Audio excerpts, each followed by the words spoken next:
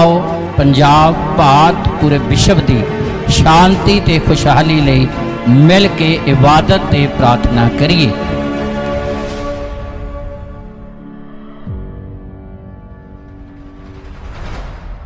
दा दिन आप सारिਆਂ ਦੇ ਲਈ ਵੱਡੀਆਂ ਆਸ਼ੀਸ਼ਾਂ ਦੇ ਨਾਲ ਭਰਪੂਰ ਹੋਵੇ।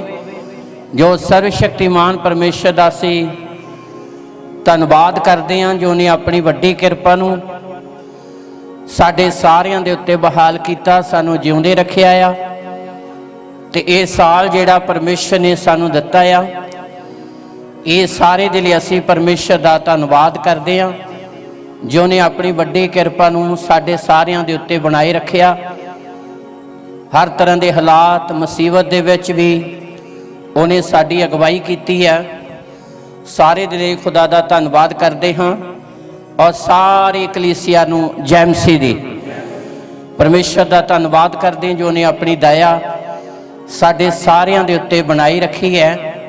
ਸੋ ਖੁਦਾ ਦਾ ਅਸੀਂ ਧੰਨਵਾਦ ਕਰਦੇ ਕਿ ਉਹਨੇ ਸਾਨੂੰ 2020 ਦੇ ਵਿੱਚ ਸੰਭਾਲਿਆ ਤੇ 2021 ਨਵਾਂ ਸਾਲ ਬਖਸ਼ਿਆ ਆ ਆਪਣੇ ਅਨੁਗ੍ਰਹਿ ਦੇ ਨਾਲ, ਤਾਂ ਜੋ ਅਸੀਂ ਆਪਣੀਆਂ ਜ਼ਿੰਦਗੀਆਂ ਦੇ ਦੁਆਰਾ ਪਰਮੇਸ਼ਰ ਦੀ ਮਹਿਮਾ ਕਰੀਏ, ਉਹਦੀ ਉਪਾਸਨਾ ਕਰੀਏ ਤੇ ਉਹਦੀਆਂ ਭਲਾਈਆਂ ਤੇ ਨੇਕੀਆਂ ਦੇ ਲਈ ਜਿਹੜੀਆਂ ਉਹਨੇ ਸਾਡੇ ਉੱਤੇ ਕੀਤੀਆਂ ਉਹਦਾ ਧੰਨਵਾਦ, ਉਹਦਾ ਸ਼ੁਕਰਾਨਾ ਕਰੀਏ। ਸੋ ਖੁਦਾ ਦਾ ਅਸੀਂ ਧੰਨਵਾਦ ਕਰਦੇ ਹਾਂ ਜੋ ਸਬਤ ਦੇ ਦਿਨ 'ਚ ਉਹਨੇ ਅਲੱਗ-ਅਲੱਗ ਜਗ੍ਹਾ ਤੋਂ ਇਕੱਤਰ ਕੀਤਾ ਆ। ਠੰਡ ਦੇ ਬਾਵਜੂਦ ਵੀ ਉਹਨੇ ਆਪਣੀ ਦਇਆ ਨੂੰ ਸਾਡੇ ਸਾਰਿਆਂ ਦੇ ਉੱਤੇ ਬਣਾਈ ਰੱਖਿਆ। ਬਹੁਤ ਸਾਰੀਆਂ ਅਸੀਂ ਗਵਾਹੀਆਂ ਸੁਣੀਆਂ ਕਿ ਪਰਮੇਸ਼ਰ ਨੇ ਆਪਣੀ ਕਿਰਪਾ ਨੂੰ ਵੱਡੇ ਲੈਵਲ ਦੇ ਉੱਤੇ ਬਹਾਲ ਕੀਤਾ ਆ, ਆਫਤਾਂ ਮੁਸੀਬਤਾਂ 'ਚੋਂ ਕੱਢਿਆ, ਤੰਦਰੁਸਤੀ ਦਿੱਤੀ ਆ, ਹੱਥਾਂ ਦੇ ਕੰਮਾਂ ਦੇ ਵਿੱਚ ਬਰਕਤ ਦਿੱਤੀ ਹੈ। ਕਿਉਂਕਿ ਪਰਮੇਸ਼ਰ ਆਪਣੇ ਵਚਨ ਨੂੰ ਪੂਰਾ ਕਰਨ ਲਈ ਹਮੇਸ਼ਾ ਵਫਾਦਾਰ ਹੈ, ਹਮੇਸ਼ਾ ਜਾਗਦਾ ਰਹਿੰਦਾ ਆ। ਸ਼ਰਤ ਹੈ ਕਿ ਅਸੀਂ ਪਰਮੇਸ਼ਰ ਦੇ ਵਚਨ ਦੇ ਪ੍ਰਤੀ ਵਫਾਦਾਰ ਹੋਈਏ। ਵਫਾਦਾਰ ਹੀ ਖੁਦਾ ਦੀ ਵੱਡੀ ਕਿਰਪਾ ਨੂੰ ਤੇ ਉਹਦੀ ਵਫਾਦਾਰੀ ਨੂੰ ਪ੍ਰਾਪਤ ਕਰਦੇ ਨੇ।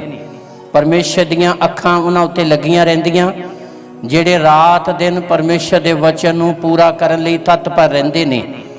ਇਸ ਲਈ ਪਰਮੇਸ਼ਰ ਦਾ ਪਵਿੱਤਰ ਵਚਨ ਅਸੀਂ 1 ਜਨਵਰੀ ਪਹਿਲੇ ਨਵੇਂ ਸਾਲ ਦੇ ਦਿਨ ਤੇ ਵੀ ਸੁਣਿਆ ਸੀ ਕਿ ਆਪਣੇ ਜਿਹੜੇ ਮਨ ਦੀ ਜਗਵੇਦੀ ਆ ਇਹਦੀ ਮੁਰੰਮਤ ਕਰੋ। ਜਦੋਂ ਅਸੀਂ ਇਹਦੀ ਮੁਰੰਮਤ ਕਰਾਂਗੇ, ਰਿਪੇਅਰ ਕਰਾਂਗੇ, ਆਪਣੇ ਆਪ ਨੂੰ ਖੁਦਾ ਦੇ ਲਈ ਤਿਆਰ ਕਰਾਂਗੇ ਤੇ ਪਰਮੇਸ਼ਰ ਸਾਡੀਆਂ ਬੇਨਤੀਆਂ ਪ੍ਰਾਰਥਨਾ ਦੇ ਸਾਨੂੰ ਉੱਤਰ ਦੇਵੇਗਾ ਤੇ ਉਹ ਆਪਣੀ ਕਿਰਪਾ ਸਾਡੇ ਉੱਤੇ ਬਹਾਲ ਕਰੇਗਾ। Hallelujah, hallelujah. ਕਿਉਂਕਿ ਪਰਮੇਸ਼ਰ ਦੀਆਂ ਅੱਖਾਂ ਉਹਦੇ ਲੋਕਾਂ ਦੇ ਉੱਤੇ ਹਮੇਸ਼ਾ ਹੀ ਲੱਗੀਆਂ ਰਹਿੰਦੀਆਂ ਆ। ਇਸ ਲਈ ਅਸੀਂ ਪਾਕ ਕਲਾਮ ਵੱਲ ਜਾਵਾਂਗੇ ਜਿਹੜਾ ਸਾਡੇ ਲਈ ਅਤੀ ਜ਼ਿਆਦਾ ਜ਼ਰੂਰੀ ਹੈ। ਪੜ੍ਹੀਏ ਵਿਵਸਥਾ ਸਾਰ 11 ਅਧਿਆਇ ਉਹਦੀ 12 ਆਇਤ ਪੜ੍ਹਾਂਗੇ। ਪੜ੍ਹੀਏ ਤੇ ਧਿਆਨ ਦੇ ਨਾਲ ਸੁਣੀਏ ਪਰਮੇਸ਼ਰ ਦਾ ਪਵਿੱਤਰ ਵਚਨ ਜਿਹੜਾ ਸਾਡੇ ਲਈ ਅਤੀ ਜ਼ਿਆਦਾ ਜ਼ਰੂਰੀ ਹੈ। ਆਪਣੇ ਆਪ ਨੂੰ ਪਰਮੇਸ਼ਰ ਦੇ ਹੱਥ ਦੇਈਏ, ਪਰਮੇਸ਼ਰ ਦੇ ਵਚਨ ਤੇ ਮੰਨਣ ਕਰੀਏ। ਉਹ ਇੱਕ ਧਰਤੀ ਹੈ ਜਿਹਦਾ ਯਹੋਵਾ ਤੁਹਾਡਾ ਪਰਮੇਸ਼ਰ ਧਿਆਨ ਰੱਖਦਾ ਹੈ ਅਤੇ ਯਹੋਵਾ ਤੁਹਾਡੇ ਪਰਮੇਸ਼ਰ ਦੀ ਨਿਗਾਹ ਉਸ ਉੱਤੇ ਵਰੇ ਦੇ ਆਰੰਭ ਤੋਂ ਵਰੇ ਦੇ ਅੰਤ ਤੱਕ ਲੱਗੀ ਰਹਿੰਦੀ ਹੈ। ਫਿਰ ਪੜ੍ਹੀਏ, ਧਿਆਨ ਨਾਲ ਸੁਣੀਏ। ਉਹ ਇੱਕ ਧਰਤੀ ਹੈ। ਸਰਵ ਸ਼ਕਤੀਮਾਨ ਪਰਮੇਸ਼ਰ ਦਾ ਪਵਿੱਤਰ ਵਚਨ ਧਿਆਨ ਦੇ ਨਾਲ ਸੁਣਨਾ ਅਸੀਂ ਸਾਰੇ ਚਾਹੁੰਦੇ ਹਾਂ। ਇਹ ਸਾਲ ਸਾਡੇ ਲਈ ਵੱਡੀਆਂ ਆਸ਼ੀਸ਼ਾਂ ਦੇ ਨਾਲ, ਵੱਡੀਆਂ ਰਹਿਮਤਾਂ ਦੇ ਨਾਲ ਭਰਪੂਰ ਹੋਵੇ ਤੇ ਖੁਦਾ ਦਾ ਪਵਿੱਤਰ ਵਚਨ ਸਾਡੇ ਤੋਂ ਮੰਗ ਕਰਦਾ ਆ ਅਸੀਂ ਆਪਣੇ ਆਪ ਨੂੰ ਪਰਮੇਸ਼ਰ ਦੇ ਹੱਥ ਦੇਈਏ। ਪੜ੍ਹੀਏ, ਧਿਆਨ ਨਾਲ ਸੁਣੀਏ। ਵਿਵਸਥਾ ਸਾਰ ਪੁਰਾਣੇ ਨੇਮ ਦੀ 5ਵੀਂ ਪੁਸਤਕ ਹੈ।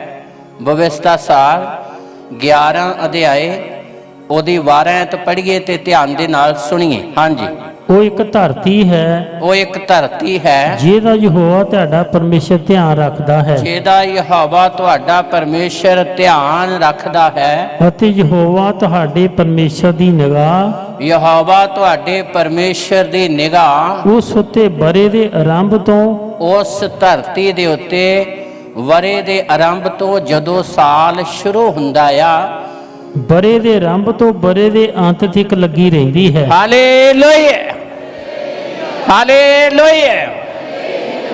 ਉਹ ਇੱਕ ਧਰਤੀ ਆ ਜਿਹਦਾ ਸਰਵ ਸ਼ਕਤੀਮਾਨ ਪਰਮੇਸ਼ਰ ਖਿਆਲ ਰੱਖਦਾ ਆ।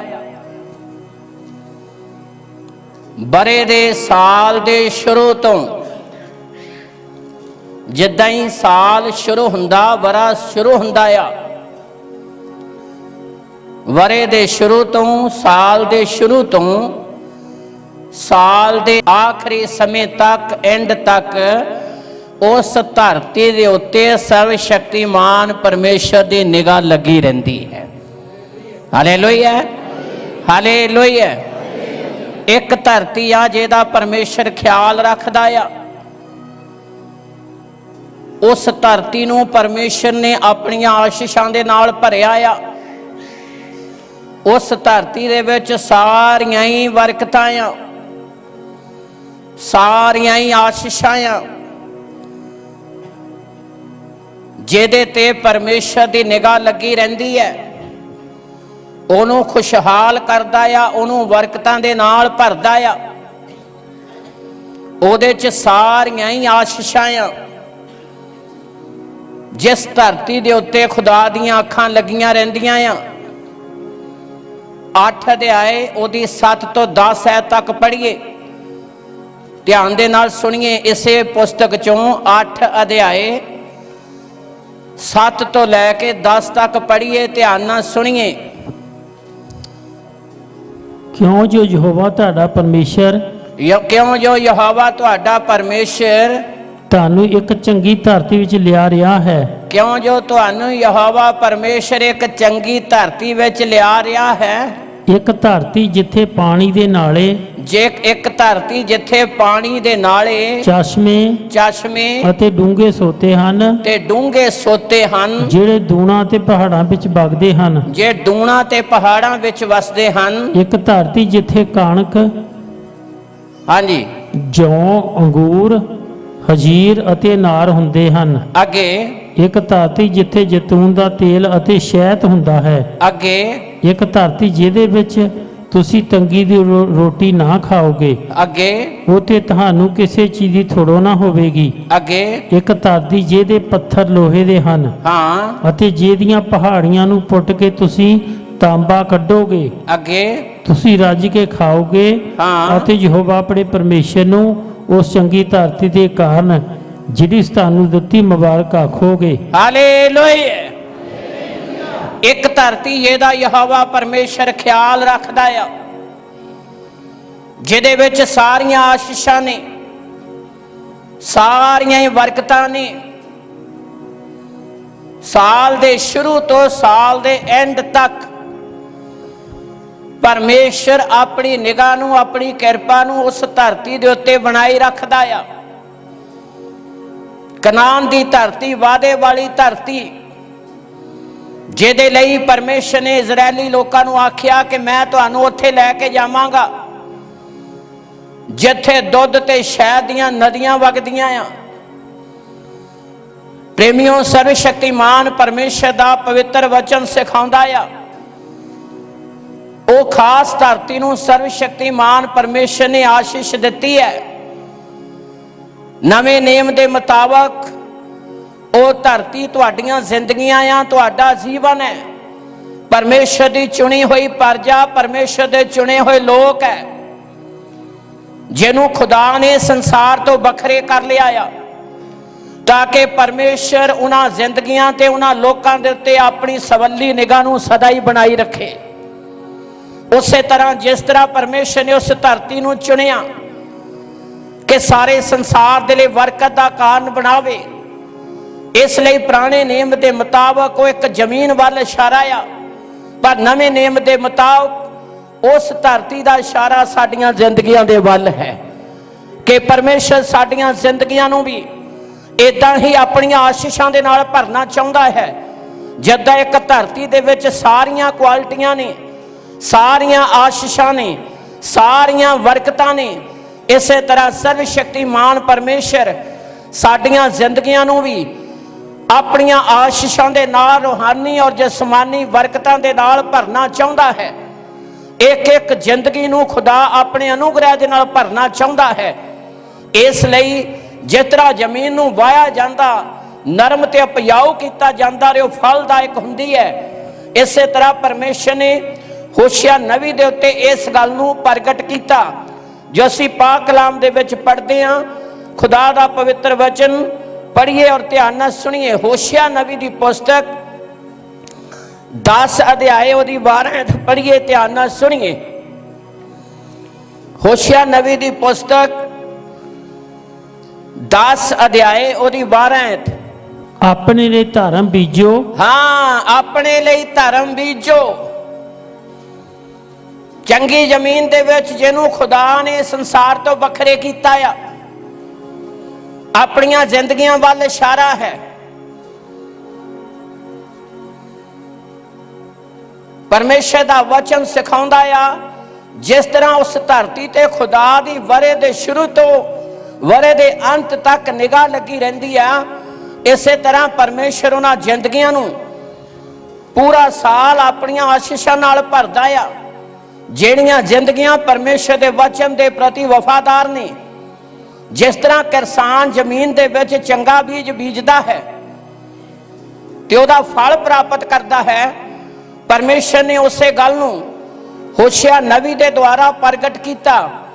ਪੜ੍ਹੀਏ, ਧਿਆਨ ਨਾਲ ਸੁਣੀਏ। ਜਿਹੜੇ ਚਾਹੁੰਦੇ ਨੇ ਇਹ ਸਾਲ ਸਾਡੇ ਲਈ ਬਰਕਤ ਨਾਲ ਭਰਪੂਰ ਹੋਵੇ, ਇਹ ਸਾਲ ਸਾਡੇ ਲਈ ਆਸ਼ੀਸ਼ਾਂ ਨਾਲ ਭਰਪੂਰ ਹੋਵੇ, ਇਹ ਸਾਲ ਸਾਡੇ ਲਈ ਸ਼ਾਂਤੀ ਨਾਲ ਭਰਪੂਰ ਹੋਵੇ, ਇਹ ਪੂਰਾ ਸਾਲ ਪਰਮੇਸ਼ਰ ਦੀਆਂ ਨਿਗਾਹ, ਪਰਮੇਸ਼ਰ ਦੀਆਂ ਅੱਖਾਂ ਸਾਡੇ ਤੇ ਲੱਗੀਆਂ ਰਹਿਣ, ਇਹ ਪੂਰਾ ਸਾਲ ਪਰਮੇਸ਼ਰ ਦਾ ਅਨੁਗ੍ਰਹਿ ਸਾਡੇ ਤੇ ਬਣਿਆ ਰਵੇ, ਤੇ ਸਾਡੇ ਲਈ ਅਤੀ ਜ਼ਿਆਦਾ ਜ਼ਰੂਰੀ ਹੈ। ਹੋਸ਼ਿਆ ਨਬੀ ਨੇ ਇਜ਼ਰਾਇਲੀ ਲੋਕਾਂ ਨੂੰ ਇਸ ਗੱਲ ਦੇ ਲਈ ਚੇਤਾਰਿਆ ਕਿ ਜੇ ਤੁਸੀਂ ਚਾਹੁੰਦੇ ਹੋ ਕਿ ਖੁਦਾ ਆਪਣੀ ਕਿਰਪਾ ਸਾਡੇ ਤੇ ਬਹਾਲ ਕਰੇ, ਤਾਂ ਫਿਰ ਤੁਹਾਡੇ ਲਈ ਅਤੀ ਜ਼ਿਆਦਾ ਜ਼ਰੂਰੀ ਹੈ। ਪੜ੍ਹੀਏ, ਧਿਆਨ ਨਾਲ ਸੁਣੀਏ 12। ਹਾਂਜੀ, ਆਪਣੇ ਲਈ ਧਰਮ ਬੀਜੋ।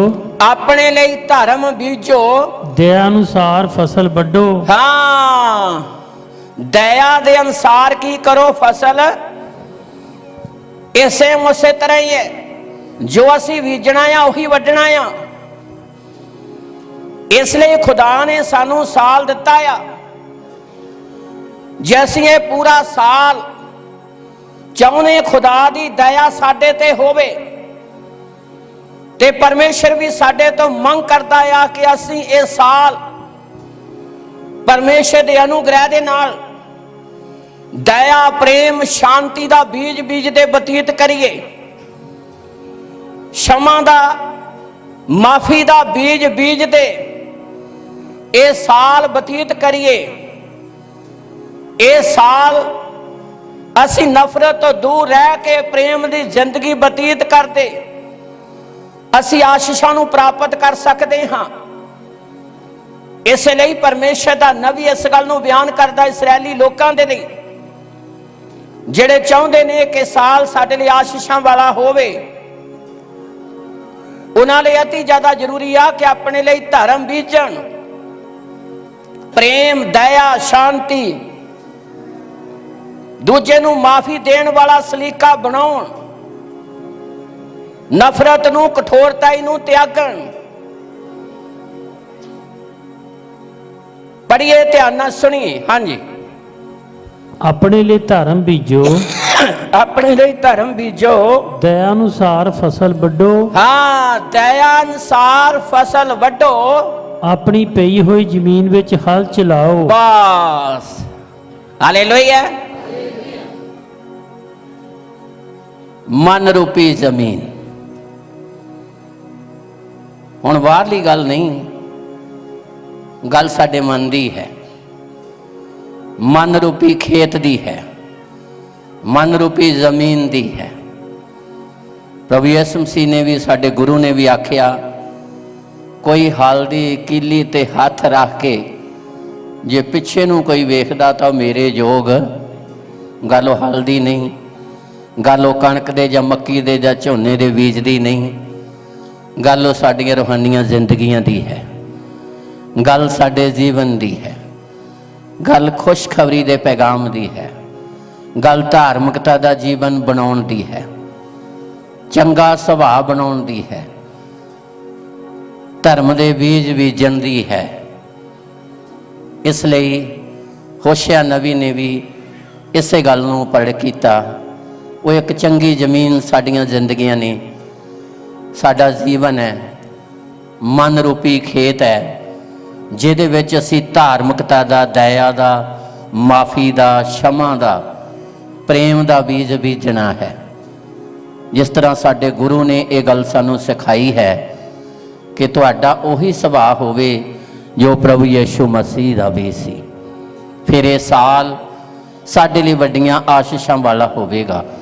ਫਿਰ ਇਹ ਸਾਲ ਸਾਡੇ ਲਈ ਰੂਹਾਨੀ ਔਰ ਜਿਸਮਾਨੀ ਤਰੱਕੀ ਵਾਲਾ ਹੋਵੇਗਾ। ਇਹ ਸਾਲ ਦੂਜਿਆਂ ਦੇ ਬਦਲਾਅ ਵਾਲਾ ਹੋਵੇਗਾ। ਇਹ ਸਾਲ ਦੂਸਰਿਆਂ ਦੇ ਲਈ ਆਸ਼ੀਸ਼ ਦਾ ਕਾਰਨ ਅਸੀਂ ਬਣਾਂਗੇ ਜਦੋਂ ਅਸੀਂ ਆਪਣੀ ਜ਼ਿੰਦਗੀ ਨੂੰ ਪਰਮੇਸ਼ਰ ਦੇ ਵਚਨ ਦੇ ਅਨੁਸਾਰ ਬਤੀਤ ਕਰਾਂਗੇ। ਇਸ ਲਈ ਹੋਸ਼ਿਆ ਨਬੀ ਇਸ ਗੱਲ ਨੂੰ ਬਿਆਨ ਕਰਦਾ, ਆਪਣੇ ਲਈ ਧਰਮ ਬੀਜੋ ਤੇ ਦਇਆ ਦੇ ਅਨੁਸਾਰ ਫਸਲ ਕੱਟੋ। ਪੂਰੀ ਐਤ ਪੜ੍ਹੀਏ, ਧਿਆਨ ਦੇ ਨਾਲ ਸੁਣੀਏ। ਹਾਂਜੀ, ਆਪਣੇ ਲਈ ਧਰਮ ਬੀਜੋ, ਆਪਣੇ ਲਈ ਧਰਮ ਬੀਜੋ, ਦਇਆ ਅਨੁਸਾਰ ਫਸਲ ਵੱਢੋ, ਦਇਆ ਦੇ ਅਨੁਸਾਰ ਫਸਲ ਵੱਢੋ। ਆਪਣੀ ਪਈ ਹੋਈ ਜ਼ਮੀਨ ਵਿੱਚ ਹਲ ਚਲਾਓ। ਹਾਂ, ਆਪਣੀ ਪਈ ਹੋਈ ਜ਼ਮੀਨ ਵਿੱਚ ਕੀ ਕਰੋ?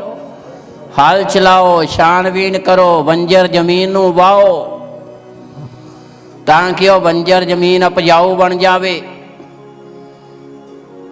ਜਦੋਂ ਜ਼ਮੀਨ 'ਚ ਹਲ ਵਾਹਿਆ ਜਾਂਦਾ, ਜ਼ਮੀਨ ਨਰਮ ਤੇ ਉਪਜਾਊ ਹੋ ਜਾਂਦੀ ਹੈ। ਵਚਨ ਰੂਪੀ ਹਲ ਵਾਹੋ ਆਪਣੀਆਂ ਜ਼ਿੰਦਗੀਆਂ 'ਚ ਤਾਂ ਕਿ ਘਾਹ ਫੂਸ, ਝਾੜੀਆਂ ਜਿਹੜੀਆਂ ਉਹ ਪੱਟੀਆਂ ਜਾਣ, ਤਰੁੱਟੀਆਂ ਕਮੀਆਂ ਨਿਕਲ ਜਾਣ, ਖੇਤ ਉਪਜਾਊ ਬਣ ਜਾਵੇ। ਬਾਹਰਲੇ ਖੇਤ ਦੀ ਗੱਲ ਨਹੀਂ, ਮਨ ਰੂਪੀ ਖੇਤ ਦੀ ਗੱਲ ਹੈ। ਜਿਹੜਾ ਸਾਡਾ ਮਨ ਹੈ ਖੇਤ ਦੀ ਤਰ੍ਹਾਂ ਹੈ, ਜਿਹਦੇ ਵਿੱਚ ਜ਼ਿਮੀਂਦਾਰ ਜਦੋਂ ਖੇਤ 'ਚ ਹਲ ਵਾਹੁੰਦਾ ਆ ਤੇ ਝਾੜੀਆਂ, ਘਾਹ ਫੂਸ ਪੱਟਿਆ ਜਾਂਦਾ ਆ, ਉਹ ਚੰਗਾ ਨਰਮ ਤੇ ਉਪਜਾਊ ਬਣ ਜਾਂਦਾ। ਬੰਜਰਪਨ, ਸਖਤੀ ਖਤਮ ਹੋ ਜਾਂਦੀ ਹੈ। ਪਥਰੀਲੀ ਜ਼ਮੀਨ ਜਦੋਂ ਵਾਹੀ ਜਾਂਦੀ ਆ ਤੇ ਉਪਜਾਊ ਹੁੰਦੀ ਹੈ, ਨਰਮ ਬਣਦੀ ਹੈ, ਜਿਹਦੇ ਵਿੱਚ ਚੰਗਾ ਬੀਜ ਬੀਜਣ ਦੇ ਨਾਲ ਉਹੀ ਜ਼ਮੀਨ 100 ਗੁਣਾ ਫਲ ਦਿੰਦੀ ਹੈ। ਇਸ ਲਈ ਹੋਸ਼ਿਆ ਨਬੀ ਦੇ ਦੁਆਰਾ ਖੁਦਾ ਨੇ ਇਸ ਗੱਲ ਨੂੰ ਪ੍ਰਗਟ ਕੀਤਾ ਹੈ। ਪਰਮੇਸ਼ਰ ਦਾ ਪਵਿੱਤਰ ਵਚਨ ਸਿਖਾਉਂਦਾ ਆ, ਪ੍ਰਭੂ ਯਿਸੂ ਮਸੀਹ ਨੇ ਸਵਰਗ ਰਾਜ ਦੀ ਤੁਲਨਾ ਕਰਦੇ ਹੋਏ ਇੱਕ ਦ੍ਰਿਸ਼ਟਾਂਤ ਦਿੱਤਾ ਕਿ ਇੱਕ ਕਿਸਾਨ ਖੇਤ ਵਿੱਚ ਬੀਜ ਬੀਜਣ ਲਈ ਗਿਆ।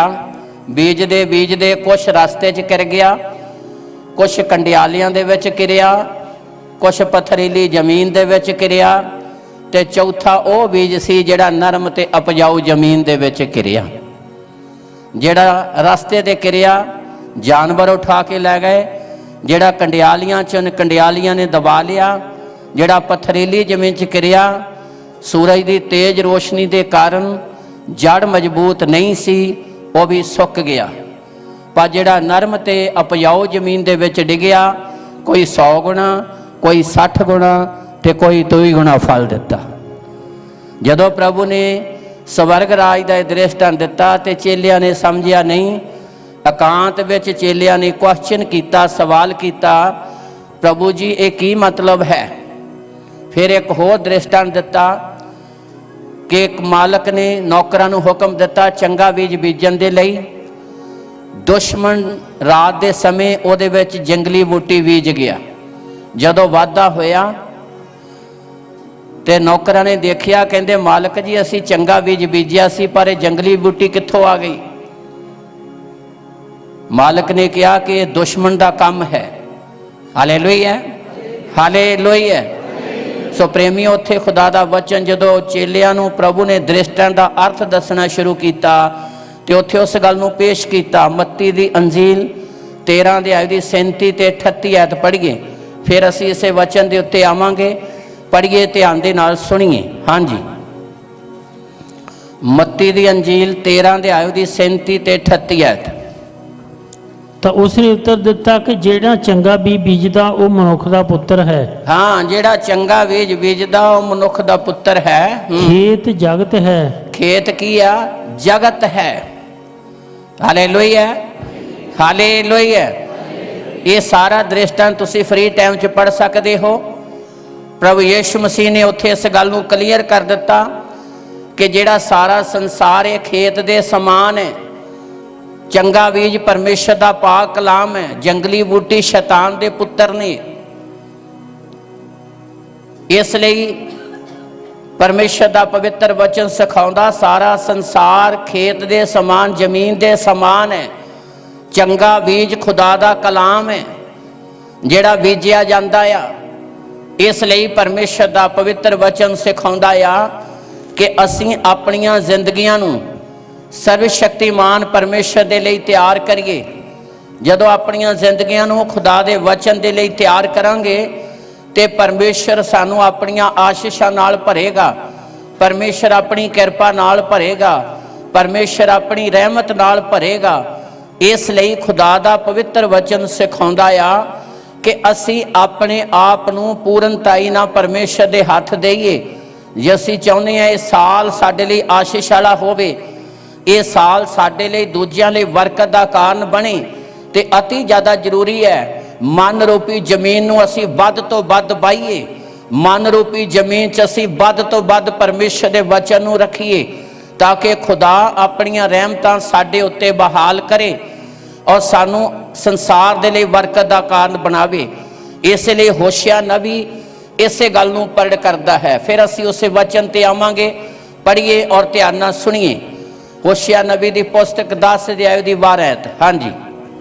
ਆਪਣੇ ਲਈ ਧਰਮ ਬੀਜੋ, ਆਪਣੇ ਲਈ ਧਰਮ ਬੀਜੋ, ਦਇਆ ਅਨੁਸਾਰ ਫਸਲ ਵੱਢੋ, ਦਇਆ ਦੇ ਅਨੁਸਾਰ ਫਸਲ ਵੱਢੋ, ਆਪਣੀ ਪਈ ਹੋਈ ਜ਼ਮੀਨ ਵਿੱਚ ਹਲ ਚਲਾਓ, ਆਪਣੀ ਪਈ ਹੋਈ ਜ਼ਮੀਨ ਦੇ ਵਿੱਚ ਹਲ ਚਲਾਓ। ਜੇਕਰ ਅਸੀਂ 2020 ਚ ਉੱਦਾਂ ਨਹੀਂ ਕੁਛ ਕਰ ਸਕੇ ਤੇ ਸਾਡੇ ਲਈ ਜ਼ਰੂਰੀ ਆ ਅਸੀਂ ਕੰਮ ਕਰਨਾ ਸ਼ੁਰੂ ਕਰੀਏ, ਮਿਹਨਤ ਕਰਨਾ ਸ਼ੁਰੂ ਕਰੀਏ, ਆਪਣੀ ਜ਼ਿੰਦਗੀ ਦੀ ਛਾਣਬੀਣ ਕਰਨਾ ਸ਼ੁਰੂ ਕਰੀਏ।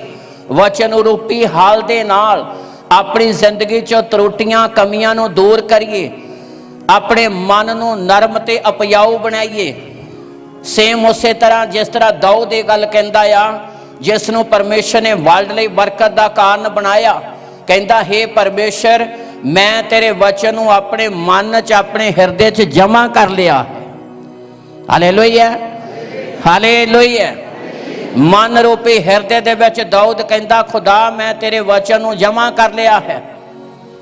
ਇਸੇ ਤਰ੍ਹਾਂ ਸਾਡੇ ਲਈ ਜ਼ਰੂਰੀ ਹੈ ਕਿ ਪਈ ਹੋਈ ਜ਼ਮੀਨ ਮਨ ਦੇ ਵਿੱਚ ਖੁਦਾ ਦੇ ਵਚਨ ਦਾ ਹਲ ਚਲਾਈਏ, ਛਾਣਬੀਣ ਕਰੀਏ, ਤਰੁੱਟੀਆਂ ਕਮੀਆਂ ਨੂੰ ਦੂਰ ਕਰੀਏ, ਕਿਉਂਕਿ ਸਾਰੀਆਂ ਆਸ਼ੀਸ਼ਾਂ ਖੁਦਾ ਨੇ ਹੀ ਸਾਨੂੰ ਦੇਣੀਆਂ ਆ। ਅਸੀਂ ਉਹਦੇ ਯੋਗ ਬਣੀਏ, ਉੱਤਮ ਬਣੀਏ, ਸ੍ਰੇਸ਼ਟ ਬਣੀਏ, ਪਰਮੇਸ਼ਰ ਦੇ ਮਨ ਭਾਉਂਦੇ ਬਣੀਏ। ਜਦੋਂ ਅਸੀਂ ਖੁਦਾ ਦੇ ਮਨ ਭਾਉਂਦੇ ਬਣਾਂਗੇ ਤਾਂ ਪਰਮੇਸ਼ਰ ਆਪਣੇ ਮਨ ਦੇ ਅਨੁਸਾਰ ਸਾਨੂੰ ਆਪਣੀਆਂ ਆਸ਼ੀਸ਼ਾਂ ਨਾਲ ਭਰੇਗਾ, ਆਪਣੀ ਰਹਿਮਤ ਨਾਲ ਭਰੇਗਾ। ਜਦੋਂ ਦਾਊਦ ਦੀ ਚੋਣ ਦੀ ਗੱਲ ਹੋਈ ਤੇ ਪਰਮੇਸ਼ਰ ਨੇ ਸੈਮੂਅਲ ਨਬੀ ਨੂੰ ਕਿਹਾ, ਕਹਿੰਦਾ ਮੈਂ ਆਪਣੇ ਮਨ ਦੇ ਅਨਸਾਰੀ ਨੂੰ ਲੱਭ ਲਿਆ ਹੈ। ਤਾਲੀ ਮਾਰੀਏ ਜ਼ੋਰ ਦੇ ਨਾਲ। ਖੁਦਾ ਕਹਿੰਦਾ ਮੈਂ ਆਪਣੇ ਮਨ ਦੇ ਅਨਸਾਰੀ ਨੂੰ ਕੀ ਕਰ ਲਿਆ ਆ? ਪਰਮੇਸ਼ਰ ਕਹਿੰਦਾ ਮੈਂ ਆਪਣੇ ਮਨ ਦੇ ਅਨਸਾਰੀ ਨੂੰ ਕੀ ਕਰ ਲਿਆ? ਖੁਦਾ ਤੁਹਾਨੂੰ ਆਪੇ ਹੀ ਲੱਭ ਲਵੇਗਾ। ਤਾਲੀ ਮਾਰੀਏ ਜ਼ੋਰ ਦੇ ਨਾਲ। ਪਰਮੇਸ਼ਰ ਆਪਣੇ ਆਪ ਤੁਹਾਨੂੰ ਪਿੱਛੇ ਪੈ ਕੇ ਬਰਕਤਾਂ ਦੇਵੇਗਾ, ਪਰ ਤੁਹਾਡੇ ਲਈ ਜ਼ਰੂਰੀ ਹੈ ਮਨ ਰੂਪੀ ਖੇਤ ਨੂੰ ਪਰਮੇਸ਼ਰ ਦੇ ਵਚਨ ਦਾ ਹਲ ਚਲਾਓ ਤਾਂ ਕਿ ਤੁਹਾਡੀਆਂ ਜ਼ਿੰਦਗੀਆਂ ਪਰਮੇਸ਼ਰ ਦੇ ਮਨ ਭਾਉਂਦੀਆਂ ਬਣ ਜਾਣ, ਨਰਮ ਤੇ ਉਪਜਾਊ ਬਣ ਜਾਣ, ਤਾਂ ਕਿ ਤੁਹਾਡੀਆਂ ਜ਼ਿੰਦਗੀਆਂ ਦੇ ਦੁਆਰਾ 100 ਗੁਣਾ ਬਰਕਤ ਆਵੇ। ਅਤੀ ਜ਼ਿਆਦਾ ਜ਼ਰੂਰੀ ਆ। ਪਰਮੇਸ਼ਰ ਦੀਆਂ ਅੱਖਾਂ ਸੀ ਕਲਾਮ ਦੇ ਅਨੁਸਾਰ ਪੜ੍ਹਿਆ, ਇੱਕ ਚੰਗੀ ਧਰਤੀ ਦੇ ਉੱਤੇ ਸਾਲ ਦੇ ਸ਼ੁਰੂ ਤੋਂ ਸਾਲ ਦੇ ਅੰਤ ਤੱਕ ਲੱਗੀ ਰਹਿੰਦੀ ਹੈ। ਪਰਮੇਸ਼ਰ ਦੀ ਨਿਗਾਹ, ਪਰਮੇਸ਼ਰ ਦਾ ਅਨੁਗ੍ਰਹਿ ਤੁਹਾਡੇ ਉੱਤੇ ਬਣਿਆ ਰਹੇਗਾ। ਜਦੋਂ ਤੁਸੀਂ ਉਹਦੇ ਮਨ ਭਾਉਂਦੇ ਬਣੋਗੇ, ਪਰਮੇਸ਼ਰ ਤੁਹਾਨੂੰ ਸੰਸਾਰ ਦੇ ਲਈ ਬਰਕਤ ਦਾ ਕਾਰਨ ਬਣਾਵੇਗਾ। ਅਤੀ ਜ਼ਿਆਦਾ ਜ਼ਰੂਰੀ ਆ ਕਿ ਅਸੀਂ ਆਪਣੇ ਆਪ ਨੂੰ ਖੁਦਾ ਦੇ ਹੱਥ ਦੇਈਏ।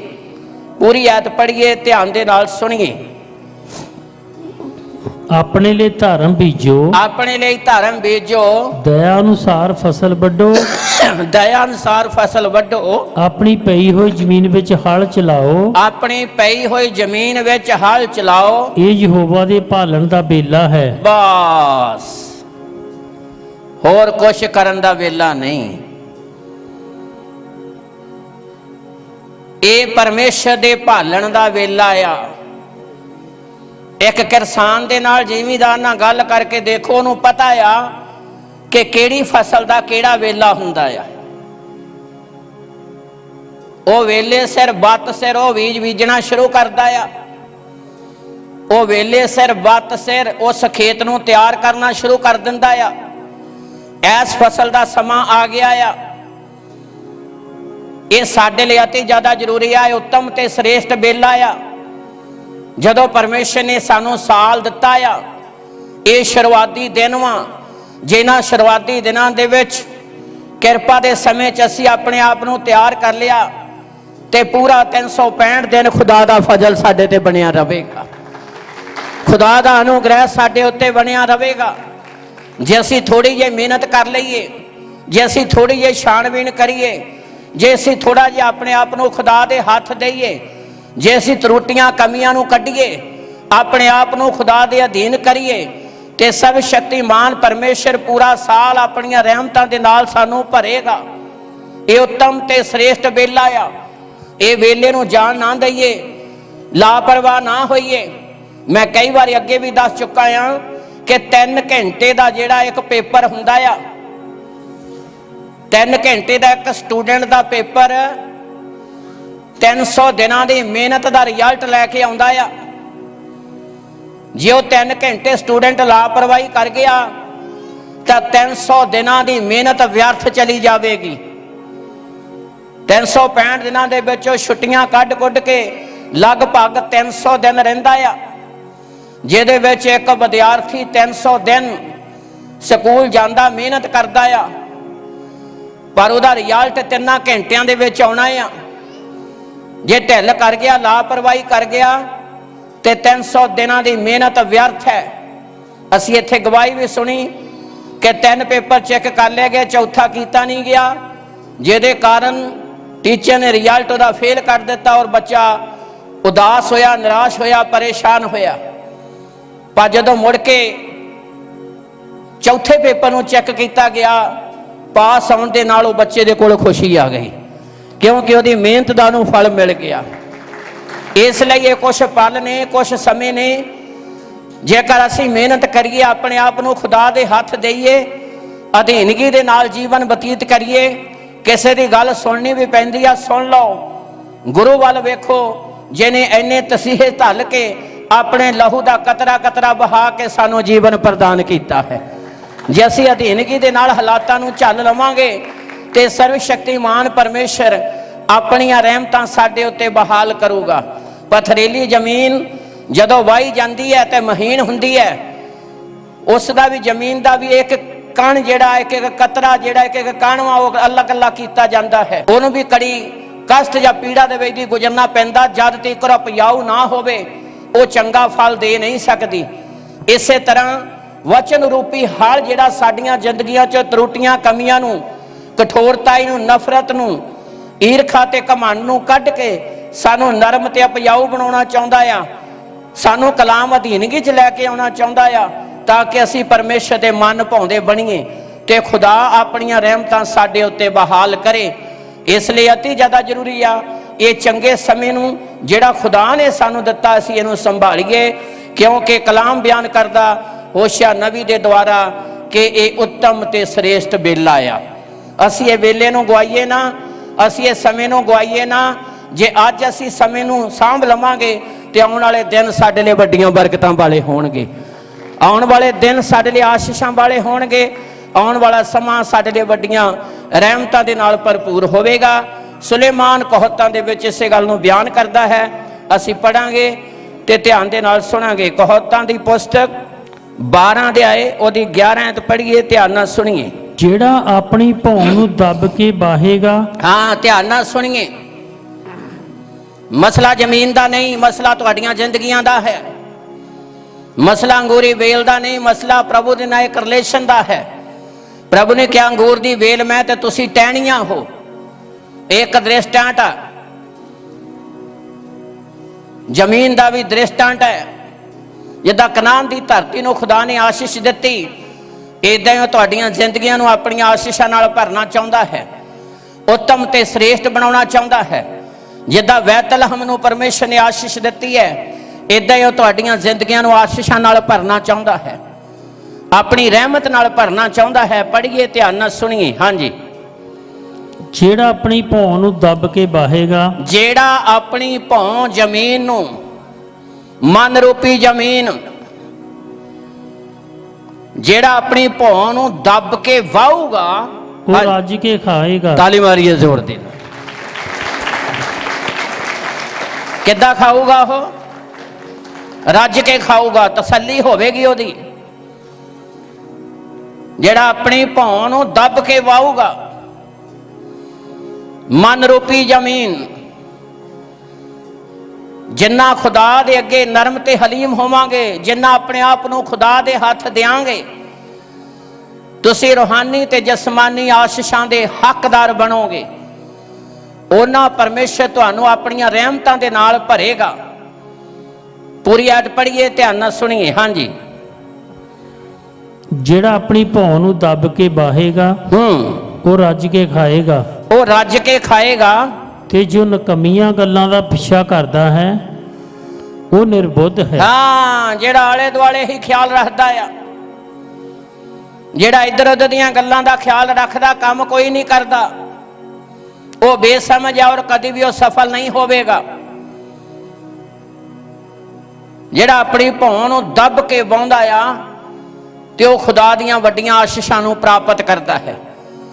ਪਰਮੇਸ਼ਰ ਆਪਣੀਆਂ ਆਸ਼ੀਸ਼ਾਂ ਦੇ ਨਾਲ ਉਹਨਾਂ ਜ਼ਿੰਦਗੀਆਂ ਨੂੰ ਤ੍ਰਿਪਤ ਕਰਦਾ ਹੈ, ਉਹਨਾਂ ਜ਼ਿੰਦਗੀਆਂ ਨੂੰ ਆਪਣੀਆਂ ਰਹਿਮਤਾਂ ਦੇ ਨਾਲ ਭਰਦਾ ਹੈ। ਇਸ ਲਈ ਅਤੀ ਜ਼ਿਆਦਾ ਜ਼ਰੂਰੀ ਆ ਕਿ ਅਸੀਂ ਆਪਣੇ ਆਪ ਨੂੰ ਸਰਵ ਸ਼ਕਤੀਮਾਨ ਪਰਮੇਸ਼ਰ ਦੇ ਹੱਥ ਦੇਈਏ ਤਾਂ ਕਿ ਖੁਦਾ ਆਪਣੀ ਕਿਰਪਾ ਸਾਡੇ ਉੱਤੇ ਬਹਾਲ ਕਰੇ।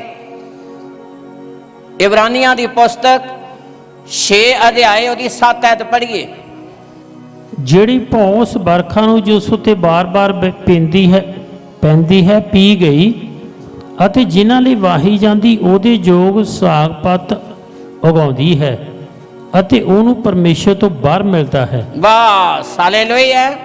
ਜੇ ਅਸੀਂ ਪਰਮੇਸ਼ਰ ਤੋਂ ਆਸ਼ੀਸ਼ ਲੈਣੀ ਹੈ, ਜੇ ਅਸੀਂ ਪਰਮੇਸ਼ਰ ਤੋਂ ਬਾਹਰ ਲੈਣਾ, ਬਰਕਤ ਲੈਣੀ ਹੈ, ਤੇ ਸਾਡੇ ਲਈ ਜ਼ਰੂਰੀ ਆ ਜਦੋਂ ਖੁਦਾ ਬਾਰ-ਬਾਰ ਸਾਨੂੰ ਆਪਣੀ ਹਜ਼ੂਰੀ 'ਚ ਲੈ ਕੇ ਆਉਂਦਾ ਆ, ਬਾਰ-ਬਾਰ ਪਰਮੇਸ਼ਰ ਆਪਣੀ ਕਿਰਪਾ ਸਾਡੇ ਤੇ ਬਹਾਲ ਕਰਦਾ ਆ। ਸਾਨੂੰ ਪਰਮੇਸ਼ਰ ਨੇ 1 ਸਾਲ ਹੋਰ ਦਿੱਤਾ ਆ, ਤੇ ਸਾਡੇ ਲਈ ਜ਼ਰੂਰੀ ਆ ਕਿ ਅਸੀਂ ਪਰਮੇਸ਼ਰ ਦੇ ਮਨ ਭਾਉਂਦੇ ਬਣੀਏ ਤਾਂ ਕਿ ਖੁਦਾ ਸਾਨੂੰ ਆਪਣੀਆਂ ਆਸ਼ੀਸ਼ਾਂ ਨਾਲ ਭਰੇ, ਪਰਮੇਸ਼ਰ ਆਪਣੀਆਂ ਰਹਿਮਤਾਂ ਦੇ ਨਾਲ ਭਰੇ। ਪਰਮੇਸ਼ਰ ਨੇ ਸਾਨੂੰ 1 ਸਾਲ ਹੋਰ ਦਿੱਤਾ ਆ। ਜੇ ਅਸੀਂ 20 'ਚ ਕੁਛ ਨਹੀਂ ਕਰ ਸਕੇ ਤਾਂ 21 ਦੇ ਵਿੱਚ ਜ਼ਰੂਰ ਅਸੀਂ ਪਰਮੇਸ਼ਰ ਦੇ ਮਨ ਭਾਉਂਦੇ ਬਣੀਏ। ਫਿਰ ਪੜ੍ਹੀਏ, ਧਿਆਨ ਨਾਲ ਸੁਣੀਏ। ਪਰਮੇਸ਼ਰ ਵੱਲੋਂ ਉਹਨਾਂ ਜ਼ਿੰਦਗੀਆਂ ਨੂੰ ਆਸ਼ੀਸ਼ ਮਿਲਦੀ ਹੈ। ਜਿਹੜੀ ਭੌਂ ਉਸ ਵਰਖਾ ਨੂੰ, ਜਿਹੜੀ ਜ਼ਮੀਨ ਉਸ ਵਰਖਾ ਨੂੰ ਜੋ ਉਸ ਉੱਤੇ ਬਾਰ-ਬਾਰ ਪੈਂਦੀ ਹੈ, ਇਹ ਪਰਮੇਸ਼ਰ ਦੀ ਕਿਰਪਾ ਦੀ ਬਾਰਿਸ਼ ਹੈ ਜਿਹੜੀ ਵਾਰ-ਵਾਰ ਸਾਡੇ ਤੇ ਹੋ ਰਹੀ ਹੈ। ਪੀ ਗਈ। ਹਾਂਜੀ। ਅਤੇ ਜਿਨ੍ਹਾਂ ਲਈ ਵਾਹੀ ਜਾਂਦੀ ਹੈ, ਜਿਨ੍ਹਾਂ ਲਈ ਉਹ ਜ਼ਮੀਨ ਵਾਹੀ ਜਾਂਦੀ ਹੈ, ਉਹਨਾਂ ਦੇ ਜੋ ਸਾਗ ਪੱਤ ਉਗਾਉਂਦੀ ਹੈ, ਉਹਨਾਂ ਦੇ ਯੋਗ ਸਾਗ ਪੱਤ ਉਗਾਉਂਦੀ ਹੈ, ਉਹਨੂੰ ਪਰਮੇਸ਼ਰ ਤੋਂ ਬਾਹਰ ਮਿਲਦਾ ਹੈ। ਹਾਲੇਲੂਇਆ। ਜਿਹੜੀਆਂ ਜ਼ਿੰਦਗੀਆਂ, ਜਿਹੜੀ ਜ਼ਮੀਨ ਸਾਗ ਪੱਤ ਉਗਾਉਂਦੀ ਹੈ, ਬਾਰਿਸ਼ ਬਾਰ-ਬਾਰ ਹੁੰਦੀ ਹੈ, ਮਾਲਕ ਦੇ ਲਈ ਯੋਗ ਫਲ ਦਿੰਦੀ ਹੈ, ਕਲਾਮ ਬਿਆਨ ਕਰਦਾ, ਪਰਮੇਸ਼ਰ ਵੱਲੋਂ ਉਹਨੂੰ ਵਰ ਮਿਲਦਾ, ਆਸ਼ੀਸ਼ ਮਿਲਦੀ ਹੈ। ਜਿਹੜੀਆਂ ਜ਼ਿੰਦਗੀਆਂ ਪਰਮੇਸ਼ਰ ਦੇ ਵਚਨ ਦੇ ਪ੍ਰਤੀ ਵਫਾਦਾਰ ਹੈ, ਜਿਨ੍ਹਾਂ ਤੇ ਖੁਦਾ ਕਿਰਪਾ ਕਰਦਾ ਆ, ਜਿਹੜੀਆਂ ਜ਼ਿੰਦਗੀਆਂ ਪਰਮੇਸ਼ਰ ਦੇ ਵਚਨ ਦੇ ਪ੍ਰਤੀ ਵਫਾਦਾਰ ਹੈ, ਪਰਮੇਸ਼ਰ ਉਹਨਾਂ ਨੂੰ ਸੰਸਾਰ ਦੇ ਲਈ ਆਸ਼ੀਸ਼ ਦਾ ਕਾਰਨ ਬਣਾਉਂਦਾ ਹੈ, ਬਰਕਤ ਦਾ ਕਾਰਨ ਬਣਾਉਂਦਾ ਹੈ। ਪਰਮੇਸ਼ਰ ਉਹਨਾਂ ਨੂੰ ਦੁਨੀਆ ਦੇ ਲਈ ਵੱਡੀਆਂ ਆਸ਼ੀਸ਼ਾਂ ਦਾ ਕਾਰਨ ਬਣਾਉਂਦਾ ਹੈ। ਅੱਗੇ 8 ਐਤ ਵੀ ਪੜ੍ਹੀਏ, ਧਿਆਨ ਨਾਲ ਸੁਣੀਏ। ਹਾਂਜੀ। ਪਰ ਜੇ ਉਹ ਕੰਡਿਆਲੀਆਂ ਅਤੇ ਪਖੜੇ ਉਤਪਤ ਕਰੇ, ਪਰ ਜੇ ਉਹ ਜ਼ਮੀਨ ਕੰਡਿਆਲੇ ਤੇ ਪਖੜੇ ਉਤਪੰਨ ਕਰੇ ਤਾਂ ਉਹ ਅਪਰਵਾਨ ਹੁੰਦੀ, ਉਹ ਅਪਰਵਾਨ ਹੁੰਦੀ ਅਤੇ ਸਰਾਪੇ ਜਾਣ ਦੇ ਨੇੜੇ ਹੈ, ਤੇ ਮਾਲਕ ਦੇ ਵੱਲੋਂ ਉਹਨੂੰ ਕੁਝ ਵੀ ਨਹੀਂ ਮਿਲਦਾ। ਜਿਹੜੀ ਜ਼ਮੀਨ ਵਾਰ-ਵਾਰ ਵਾਏ ਜਾਣ ਦੇ ਬਾਵਜੂਦ ਮਾਲਕ ਲਈ ਯੋਗ ਫਲ ਨਹੀਂ ਉਗਾਉਂਦੀ ਕਿ ਮਾਲਕ ਉਸ ਜ਼ਮੀਨ ਨੂੰ ਛੱਡ ਦਿੰਦਾ ਆ।